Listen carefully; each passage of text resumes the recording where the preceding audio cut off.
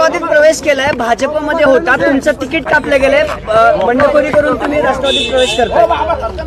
खरं सांगायचं झालं तर भारतीय जनता पार्टीचं गेले 25 वर्ष मी काम करत होतो. भारतीय जनता पार्टीचा नगरसेवक म्हणून मी काम केलं पुणे महानगरपालिकेमध्ये. त्याच्यानंतर भारतीय जनता पार्टीचा प्रवक्ता आणि उपाध्यक्ष म्हणून शहरामध्ये चांगलं काम केलं. शहराचे अनेक अभियान असतील, उपक्रम असतील, मोर्चे असतील, आंदोलन असतील, लोकांपर्यंत पोहोचण्याचं प्रभावी काम मी केलं.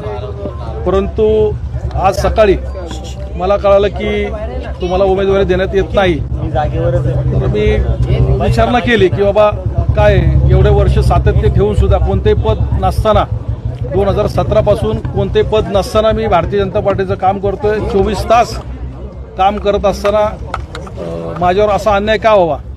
आणि ज्या व्यक्तीला तुम्ही तिकीट अनुसूचित जातीमधून देताय ती व्यक्ती साधारण कधी पार्टीच्या मिटिंगला नाहीये.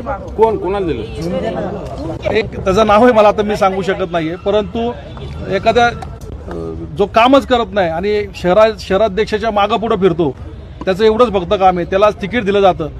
माझे वर्षभरामध्ये महिलांसाठी, युवकांसाठी, क्रीडा क्षेत्रामध्ये अनेक चांगलं काम असताना सुद्धा मला डावललं गेलं. नेत्यांच्या विरोधामध्ये माझं काहीही म्हणणं नाही आहे. परंतु लोकांच्यासाठी माझ्या प्रभाग क्रमांक 27 मधील नवी पेठ पर्वतीमधील लोकांसाठी आणखी चांगलं काम करण्यासाठी म्हणून मी आज भारतीय जनता पार्टीचा राजीनामा देऊन राष्ट्रवादी काँग्रेस पार्टीच्या अजितदादा पवार यांच्या पक्षामध्ये प्रवेश केलेला आहे. तुम्ही ज्या प्रभागात राहता तिथून हाकेच्या अंतरावर तुमच्याच पक्षाचे शहराध्यक्ष राहत होते. या सगळ्या संदर्भात तुम्ही त्यांना काही कानोसा दिला होता, त्यांना काही सांगितलं होतं का राजीनामा देण्यापूर्वी, किंवा या संदर्भातली काही मागणी केली होती का? नाही, मागणी मी रितसर भारतीय जनता पार्टीचा उमेदवारी अर्ज भरला. मी प्रबळ दावेदार तिथं होतो. 24 तास संपर्कात असणारा एक कार्यकर्ता म्हणून मी लोकांचे परिचित होतो.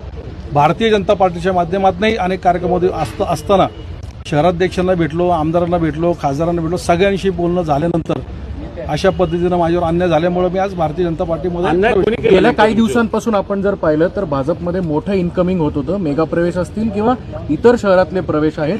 एक असा नरेटिव्ह सेट झाला होता का की जे जुने आहेत त्यांना डावललं जाणार आहे आणि जे नवीन आहेत त्यांनाच प्रवेश दिला जाईल, आणि कुठेतरी भाजपला हेच बुमरँग झालंय का? नाही, सगळ्यात महत्त्वाचं सांगायचं झालं तर भारतीय जनता पार्टीमध्ये प्रवेश करत असताना भारतीय जनता पार्टीमधले निष्ठावंत कार्यकर्त्यांवर अन्याय होत असेल तर माझ्यासारखा कार्यकर्ता गप्प बसणार नाही. लोकांच्या सेवेसाठी जर आपण उतरवतो कुठलं तरी हे काम करायचंच आहे. त्याच्यामुळे मी खऱ्या अर्थाने आज हा राजीनामा, भाजपचा राजीनामा, भारतीय जनता पार्टीचा राजीनामा देऊन राष्ट्रवादी काँग्रेस पार्टीमध्ये प्रवेश केला.